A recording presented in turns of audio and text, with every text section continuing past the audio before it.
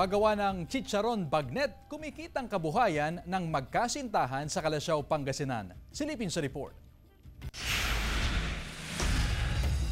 Nag-umpisa raw ang lahat nang may mapanood si Jervic na video sa social media tungkol sa gumagawa ng chicharon bagnet Setyembre noong nakaraang taon hanggang sa sinubukan niya ring gumawa. Tatlong try yun, parang na-perfect ko siya. Nag-decide na ako na gumawa ng pambenta. Nagsimula siya sa 1,500 pesos na budget. Una niyang binentahan ang kanyang mga kaibigan. Nagustuhan nila. Minsan, pag ubos na, may nagtatanong pa rin. Maproseso raw ang paggawa ng chicharon bagnet. Kailangan pang ibilad ng hanggang 3 oras ang lulutuing pork back fat. I-chop.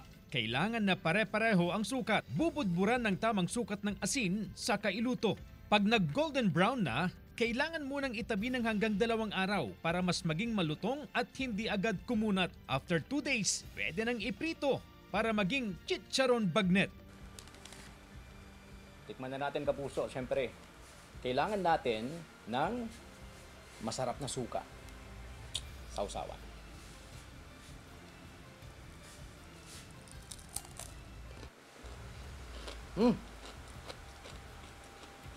Lasang-lasa mo yung pagiging pork.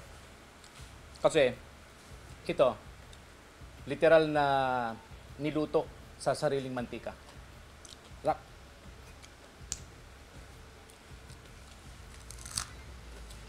Lutong. Sarap.